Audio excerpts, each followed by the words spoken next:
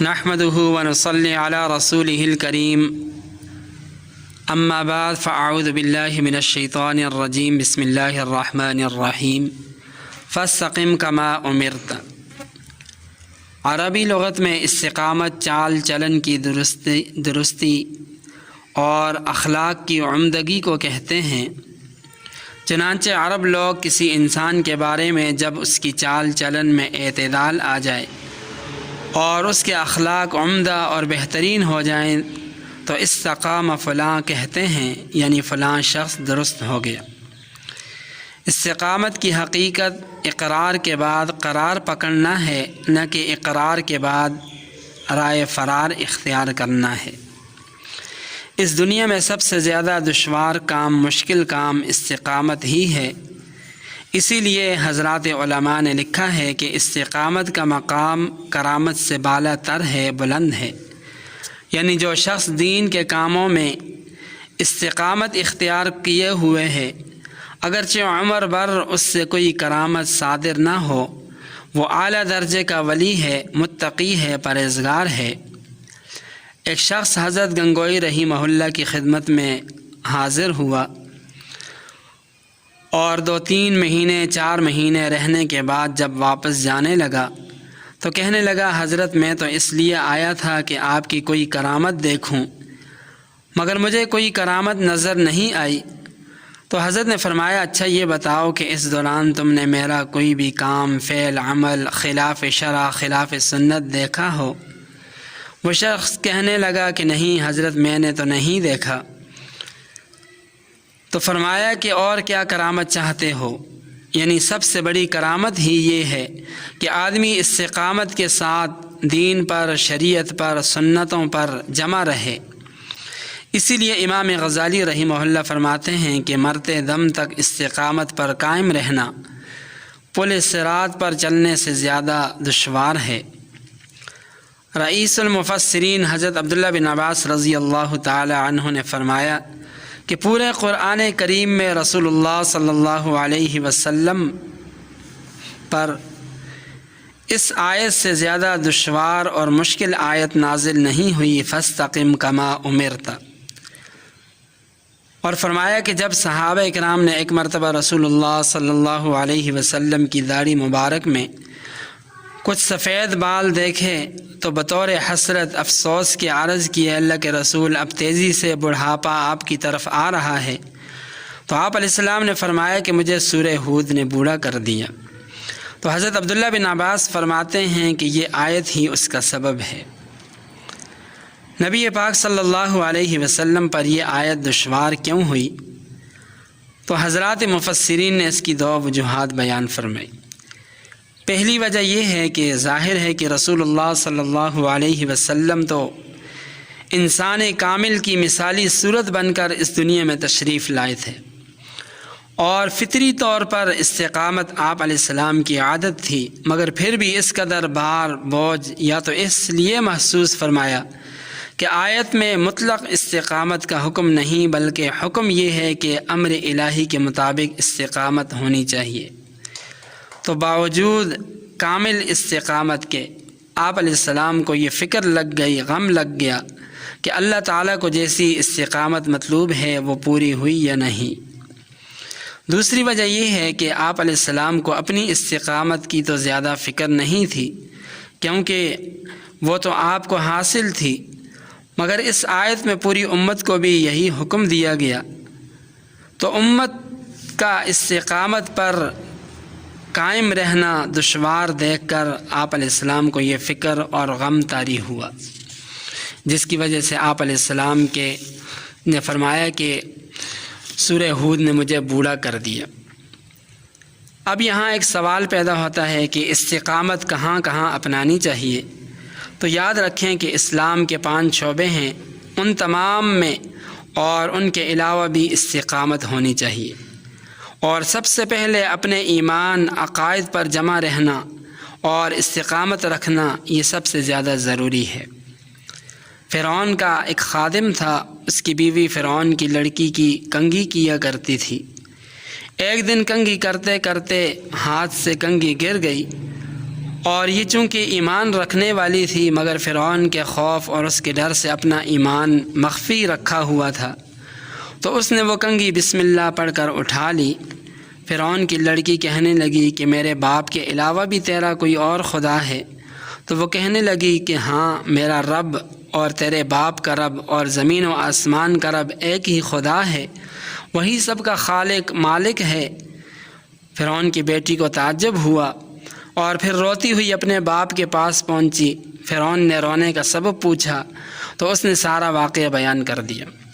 چنانچہ فرعون نے اس خادمہ کو بلایا تو اس نے صاف صاف بتلا دیا۔ فرعون نے ڈرایا کہ دیکھو، تیری 2 لڑکیاں ہیں، تیرے سامنے ذبح کر دوں گا۔ تو اس نے کہا اگر تم تمام روئے زمین کے انسانوں کو بھی ذبح کر دو تب بھی اپنے ایمان کو چھوڑنے والی نہیں ہوں۔ چنانچہ فرعون ظالم نے تینوں کو شہید کر دیا تو جان دے دی مگر ایمان پر ڈٹی رہیں۔ یہی ایمانی استقامت ہے۔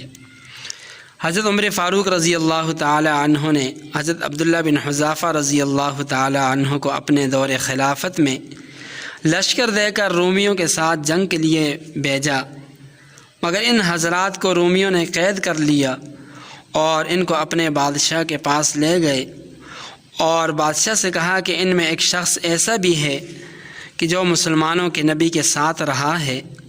یہ بادشاہ چونکہ عیسائی تھا تو اس نے حضرت عبداللہ بن حذافہ رضی اللہ تعالی عنہ سے کچھ اس طرح گفتگو کی، کہنے لگا اگر تم عیسائی مذہب قبول کر لو تو میں تمہیں اپنی حکومت میں شریک کر لوں گا۔ تو حضرت عبداللہ بن حذافہ رضی اللہ تعالی عنہ نے فرمایا کہ تیری حکومت تو کچھ بھی نہیں، اگر تو اپنی حکومت کے ساتھ سارے عرب کی حکومت بھی دے دے تب بھی میں دین محمدی کو چھوڑنے والا نہیں ہوں۔ عیسائی بادشاہ کہنے لگا اگر تم عیسائی مذہب قبول نہیں کرتے تو میں تجھے قتل کر دوں گا۔ حضرت عبداللہ بن حذافہ رضی اللہ تعالی عنہ فرمانے لگے تو چاہے تو قتل کر دے مگر میں اپنی بات ایک مرتبہ کہہ چکا ہوں، اب اس میں کوئی بھی ترمیم کی گنجائش نہیں۔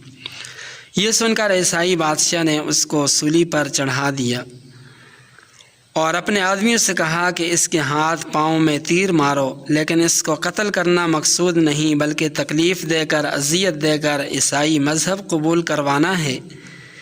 اب تیر پہ تیر مارے جا رہے ہیں اور حضرت عبداللہ بن حذافہ رضی اللہ تعالی عنہ تیر پہ تیر کھا رہے ہیں اور ساتھ میں وہ عیسائی مذہب کی ترغیب بھی دے رہے ہیں، لیکن یہ کہتے ہیں کہ میں نے جو بات کہہ دی، جو میں نے کہنا تھا وہ کہہ چکا ہوں، اس میں تبدیلی نہیں ہو سکتی۔ جب اس طرح حضرت عبداللہ بن حذافہ کا ایمان غارت کرنے میں ناکام ہوئے تو اب عیسائی بادشاہ نے حکم دیا کہ ایک دیگ میں پانی خوب گرم کرو اور ان کو دیگ کے پاس کھڑا کر کے ان کے ساتھیوں میں سے ایک ساتھی کو ان کے سامنے اس دیگ میں ڈال دو۔ چنانچہ ایسا ہی کیا گیا اور ساتھ میں عیسائی مذہب قبول کرنے کی ترغیب بھی دیتے رہے، لیکن جب وہ راضی نہ ہوئے تو بادشاہ نے ان کو اس دیگ میں ڈالنے کا حکم دیا۔ چنانچہ جب ان کو دیگ میں ڈالنے لگے تو یہ رونے لگے۔ عیسائی بادشاہ وہ سمجھا کہ شاید اب یہ ایمان کو چھوڑ دیں گے، چنانچہ ان کو بلا کر عیسائیت کی ترغیب دی، مگر انہوں نے اب بھی انکار کر دیا۔ تو عیسائی بادشاہ کہنے لگا اچھا یہ بتاؤ کہ تم روئے کیوں ہو؟ کہنے لگے کہ افسوس کہ میرے پاس ایک جان ہے، کیا ہی اچھا ہوتا کہ آج میرے پاس اتنی جانیں ہوتیں جتنے میرے جسم میں بال ہیں، وہ سب اس دیگ میں ڈال کر ختم کر دی جاتی ہیں، اللہ تعالیٰ کی راہ میں ایک جان کی کیا حیثیت ہے۔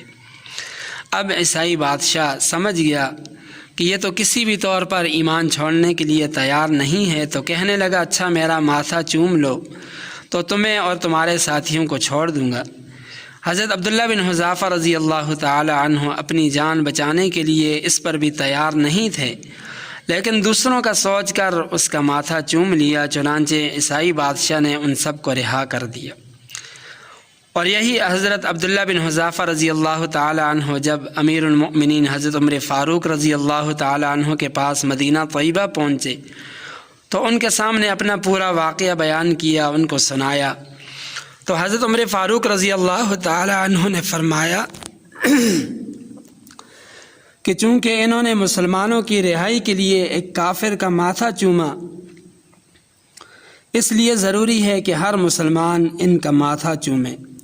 اور پھر سب سے پہلے حضرت عمر فاروق رضی اللہ تعالی عنہ نے ان کا ماتھا چوما۔ تو سب سے پہلے اپنے ایمان، عقائد، نظریات پر مستقیم رہنا، ڈٹے رہنا یہ ضروری ہے۔ استقامت کا دوسرا موقع ہے عبادت میں استقامت ہو۔ 2-4 مہینے یا صرف رمضان المبارک میں صف اول میں بیٹھ کر عبادت کا اہتمام کر کے اپنے آپ کو استقامت پا لینے والا سمجھنا یہ سراسر بیوقوفی اور حماقت ہے۔ استقامت تو یہ ہے کہ مرتے دم تک آدمی عبادت پر جمع رہے۔ حضرت عدی بن حاتم، یہ مشہور حاتم طئی جو بڑا سخی تھا، یہ اس کا بیٹا ہے۔ ان کے متعلق لکھا ہے کہ انہوں نے 180 سال کی عمر پائی۔ یہ خود اپنے متعلق فرماتے ہیں کہ جب سے میں نے اسلام قبول کیا، اسلام میں داخل ہوا، اس وقت سے لے کر اب تک کسی نماز کی اقامت نہیں ہوئی مگر یہ کہ میں اس وقت باوضو ہوتا، یعنی تکبیر اولیٰ کے ساتھ انہوں نے نماز پڑھی۔ لیکن ہمارے ہاں اللہ معاف کرے صرف جمعہ کی نماز یا رمضان المبارک کے اندر نماز پڑھ لی جاتی ہے اور اس کے بعد پورا سال چھٹی ہو جاتی ہے، کسی بھی نماز کی کوئی فکر نہیں ہوتی کہ نماز بھی ہم نے پڑھنی ہے۔ تو عبادت پر استقامت ہو، نماز کی پابندی ہو اور جماعت کے ساتھ ہو۔ استقامت کا تیسرا موقع ہے معاملات میں استقامت ہو، یعنی اللہ تعالیٰ نے جن چیزوں کو حلال کیا مرتے دم تک ان کو حلال ہی سمجھا جائے، اور جن چیزوں کو اللہ اور اس کے رسول صلی اللہ علیہ وسلم نے حرام قرار دیا مرتے دم تک ان کو حرام ہی سمجھا جائے، ان کو حلال بنانے کی کوشش نہ کی جائے۔ تو خلاصہ کلام یہ ہے کہ استقامت کا لفظ ہم بار بار سنتے اور پڑھتے ہیں، لیکن اپنی ذات پر بھی ہمیں غور کرنا چاہیے کہ کیا ہمیں نیکیاں کرنے اور گناہوں سے بچنے پر بھی استقامت حاصل ہے یا نہیں۔ لہذا ہمیں چاہیے کہ ہم اپنی غفلت، سستی کو دور کریں اور استقامت کے جوہر سے اپنے آپ کو آراستہ کریں، اسی میں دنیا اور آخرت کی فلاح اور کامیابی ہے۔